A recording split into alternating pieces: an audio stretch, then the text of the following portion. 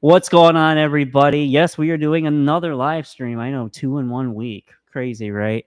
But this is another very special live stream today because I have here at the Knot in Grosse Pointe Park, and we are not in the same place in the space. We are in the lounge area because we are after hours, and I figure, you know what?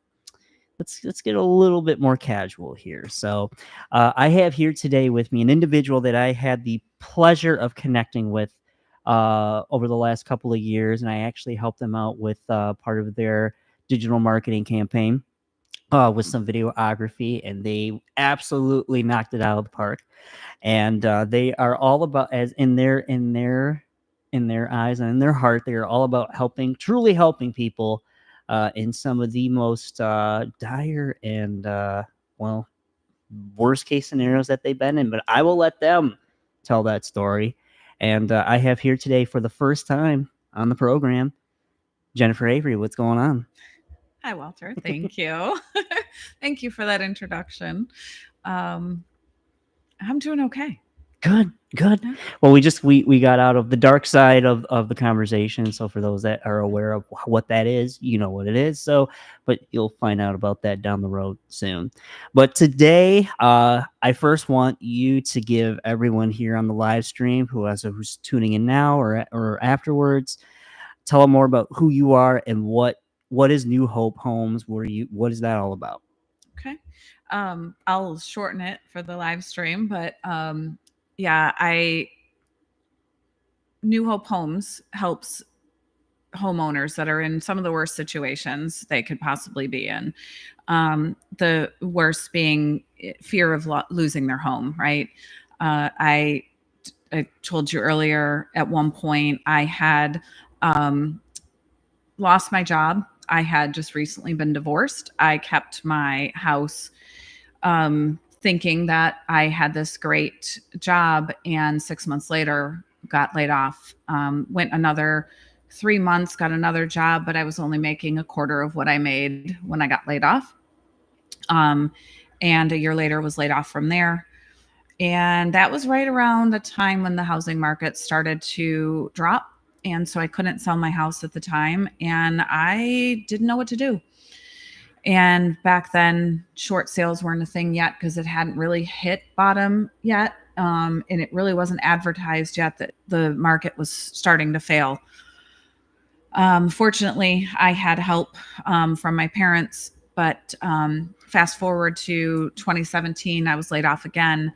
I was in a whole different situation. I was looking into what am I going to be when I grow up, because I had been in IT for 25 years and was kind of burned out. And I was educated in how to flip houses, right? You've seen or heard those ads on the radio. And I always flipped my own. I would buy a house, live in it for a few years, and then flip it. And I wanted to see what that was all about. Can I actually make this a business? And also reconciling what you hear about investors, right? Or house flippers. And what stuck with me was the owner of the company that did the training went through, and he was walking through how you evaluate a home, with the after repair value and what offer you would give. And he said, you could have the best deal on your plate, but if you know that there's a way for that person to keep their home, you let them keep their home. And that's what hit me. Like, I need to keep learning this because there is that opportunity. There are people out there in this world that truly want to help. And New Hope Homes is not the right solution for everyone. Um, I do come at it with a different approach because I am a licensed agent as well. So I can give people different options. I can lay that on the table. I can show them what it would mean if they got a cash offer, if they, did seller financing, if they want to sell it retail. What is your net at the end of those? And what are all the things you need to do to get that net? Typically a cash offer is, we close, here's your money, and away you go. You don't have to do a thing. No repairs, no clean out, no commissions, no anything. All the way to, you need to make sure your house is spotless, you stage it correctly, you have to leave your house for showings every, and now with today's market, you could be have to be out of your house for an entire day because showings are back to back to back. It all depends on the person and their situation and how quickly they need to get out. Because even a normal real estate transaction, that quick turnaround on finances, you're talking 30 to 45 days before you're getting you're going to closing. Whereas with an investor, you could close this as quick as 10 days. So if you're in a dire situation and you don't have that kind of time and you just need to get out, or the other flip side is you have a ton of repairs coming up and you don't have the money for it, or you just don't want to deal with it, then that's where there's a separate option for that, right? So there's multiple ways that I can help a homeowner. And it's a simple phone call, and we walk through your options, and then you make the decision. Perfect. Yeah, and what I was explaining this to telling Jennifer this earlier, is that I really admire that you have the empathy and you have the truly deep understanding of what all of that entails. Um, Having gone through a scenario that was, well, life altering. Well, I mean, there are days, right, that you're looking at the money that you have and all your bills, and you still have to feed your family, and you have to make decisions at some point. And and stubbornly, I didn't want to move my kids, so I stayed and I dug my heels in, and I didn't want the stigma of a foreclosure on my record, and and I look back at that decision, and I probably wouldn't. It took me 10 years to get right again after that, because I dug my heels in, and I borrowed money from my parents and stuff like that. And you know I think hindsight, obviously, right, hindsight's 2020, I probably would have been in a much better situation had I just let the house go or worked with an investor, because letting the house go, it gets you nothing, right? The bank takes it and you're out. But working with me, I can get money in your pocket. I can help you set up your next housing situation. I can even help you move. And in some cases, I can help you rebuild your credit while you're there. So I wish I had known about this situation, but I didn't have it. Well, now you're able to provide that for others, which is Yes. awesome. So props to you for doing that and really, really helping people. Like you're actually well, people. I help people, but this is a different level of help. You know. The hardest part is getting the message out, right? Is to get in front of those that are in those situations, because you do have people calling you all day long. And I mean, when I'm in that situation, I just want to curl up in a ball and hide. I don't want to talk to people. I don't want to tell people my story. I don't want people to know that every single day I'm crying because I don't know how I'm going to feed my kids, or I'm going to have to move my kids, or it's all that stuff that I just trying to get out in front of people as they're going through that and help provide some sort of light, right? There was no light at that time. Well, now you're able to provide that light for others. So again, props to you. Um, so speaking of light, we are now back into the light of our conversation, and I want to know first and foremost, what are when you are not being the boss that you are, helping, truly helping others, and just doing good things for your clients. What are some of Jennifer's favorite hobbies and activities in your spare time? Honestly, it's funny because when I was growing up, you didn't appreciate being outside because you were outside all the time. So I never thought of myself as an outdoors person, but I love anything that has to do with nature. And recently learned how to snowmobile and have a friend who I get to go on motorcycle rides with. And to me, that is absolute joy. And I have a group of girls. One of my friends created a group called Hiker Chicks. And so we try to meet every week and we walk some of the parks around here. Um, and I love to kayak. I'm about to learn to paddleboard at the end of June with some friends up in Traverse City. So um, basically, like anything outside, I love to do. Okay, anything outside. All right. Mhm. That's good. No, being outdoors and having yeah, just being active. Please stay active. Like it's important, and don't ask for much. Like even just a walk, even just a simple walk a day or something of that nature. Or you want to be out, just walk. But being outdoors, yeah, there is something very cathartic about it. Mhm. It's very yeah, peaceful at Yes. times. Now, I will say I am not with you on the snowboarding. I am. Snowmobiling? Mm-mm, No, why? no, I hate winter with a passion. It is the worst season of all the seasons. I used to think that until I started snowmobiling. Because if you're dressed right, Yeah, but then there's like ice, and then I see too many fail videos online and Instagram reels of people just eating it or like breaking their bones, and it's like, yep, that's why I don't do that. I didn't get to go this year because of the weather and how little snow we had. So I feel gypped. Well, I would feel great about that. Well, the year before was the second time, and we went 2 days. And the first day I tipped it.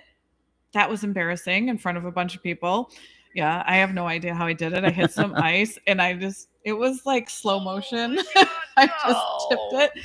And the second day, I got so stuck. It took us an hour to dig my sled out.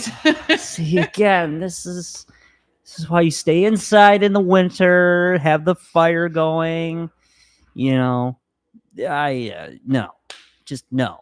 Sorry. Yeah, there's nothing like it. It's so you want to talk about peaceful? So as much as I was nervous about it and all of that, because I'm not that comfortable on it because it's new for me, um, you hit certain spots where there's really nobody there and you're just riding and it is absolutely so peaceful. Yeah. Okay. I'll give you that. So, anyways, but um, what's up? Have a good night. um, but okay, I'll give you that. Um, so anything else besides being outdoors that you enjoy doing, or is that like the major one for you? Those are the major ones. I like riding my bike, but I also love hanging with my kids. I say kids tongue in cheek because they're 27 and almost 24. So they're not really kids anymore. But yeah, we like to joke around a lot and do things. And, for Mother's Day, that my son came in from Chicago and he was like, "Where do you want to go to dinner?" He always likes to take me to some fancy dinner. And I'm like, let's go find something fun to do. So we ended up at Dave and Buster's and, won all the tickets and That sounds like a good time. That sounds. Sorry, Mom, but it was a little bit better than my Mother's Day. I did yard work for Mom, they've so done that every year for most of their life. And so, yeah, I didn't want them doing work and I wanted to just hang with them. well, good. Hanging with family is important. With family that you like and love. Let's be very specific. See, now going back to that dark side question, I made it. It was a joke, of course. I was like, well, because someone, another guest, threw it back at me and said, "Well, would you do anything? Yeah, would you?" And I was like, "Well, there is some family I could go without, but." There were stretches of life, but I have done a lot of NLP work. I don't know if you've heard of that, neuro linguistic programming. No. Okay. So I've done a lot of training in that the last few years, and a lot of it's deep trauma limiting decision type work that you do, and realize that it puts you at cause for everything. So when you start looking at your relationships and the issues you have with certain people, it's you that has the issue, not them. It's how you react to it. It's things that you interpret, um, how and what people say. And I still get backed up. There, don't get me wrong. There are still times that I have issues, but when you start looking at things, people have their own model of the world, right? They have different experiences, so they set different filters. And that makes it, there's an example. You could be sitting in a meeting with 5 people, and all 5 of you could hear the exact same thing from the person speaking and come away with a completely different understanding of what it was. And it used to drive me crazy. I'm like, you were sitting in the same room. Like, how did you get that? But now realizing that we hear and interpret based on the filters we've set from our experiences, it kind of opens your eyes to a lot of wow. Like, oh, that's why that person reacted like that, or maybe they meant that. And another thing they taught us was assume positive intent. Okay. Well, we'll have to talk about more about that off Yeah. camera. Because oh boy. Yeah. Oh boy. The thoughts are That's a brewing. tough one to assume positive intent, especially in today's day and age with texting and messaging, because you interpret tone. That how can you interpret tone from something you're reading? But I do it all the time. I'm sure everybody does it. Oh yeah, yeah. I mean, that's why. I mean, I'm always an advocate for, like, if you really have something that you want to talk to me about, just call me, please. Just call me. But Yes. again, not to knock on Gen Z, but a good chunk of them, they hate talking on the phone, Yep. and it boggles my mind because it's like, well, then how am I supposed to know, like, what? I'm not a mind reader. Yes. I'm not a mind reader. I'm not, like, so help me here. Yeah. Like, don't I don't know what you're thinking. I don't know what your intent is. Yes. And so, it's just like, sometimes just like, you know what, forget this. Like, you know what, you do you. I'm gonna go over here and live my life. But anyways, back to the light. Positive intent. It is the light. Yeah, yeah. So, anyways, Jennifer, it was great having you. And goodbye. But no, in all seriousness, no, I could talk to you for hours. And but with that being said, I do want to know one final thing, and it's probably one of the. I mean, all of it is important, but this is probably one of the most important and beneficial for you. How can people reach out to you if they have a question regarding if they're in a scenario where they're maybe looking at foreclosure, or they're looking for options, and but they don't know. So how can people reach out to you? Is there a website, phone number, email for you and New Hope Homes? How can people find out more? So now's the time. Okay, so Facebook or Instagram, New Hope Homes is on there. Our website is a little bit different because I couldn't get New Hope Homes, so it's a newhopehomes.com. And you can just submit um, the buy or seller inquiry, and that will hook you up with myself or my acquisitions person. And it, like I said, it's a simple conversation, and we talk through what your goals and your motivation for selling are, and then try to figure out the best solution for you. All right. Well, perfect. You heard it here first, folks. Listen, if all seriousness though, like this is a scenario where if when you feel like there is nothing that you can do, there's no hope. Guess what? There is, and it's sitting right across from me here, Jennifer Avery. So thank you so much for being here today. Thank you for your time. It Thank you was for great. It was having great to me. reconnect with you again and catch up. And I would love to have you back on the show. Thanks. Thanks So for making this fun. I've never done this. I was nervous, but thank you for making this fun. I appreciate it. hey, I try to do what I can. I try to make all my guests comfortable and at ease. So, and I got good people, so that always helps. So, but anyways, thank you so much everybody for tuning in to not only this live stream, but also for the episode of Marketing Minds Meet. Uh, you can please find us on YouTube, like and subscribe to our channel. It doesn't cost a thing. We're also on Spotify, Apple Podcasts, and anywhere where you can get all your podcast needs. But this has been another installation of Marketing Minds Meet, an evening edition, mind you. And I'm Walter Hooper, your host, and I will catch you on the next episode. Have a good one.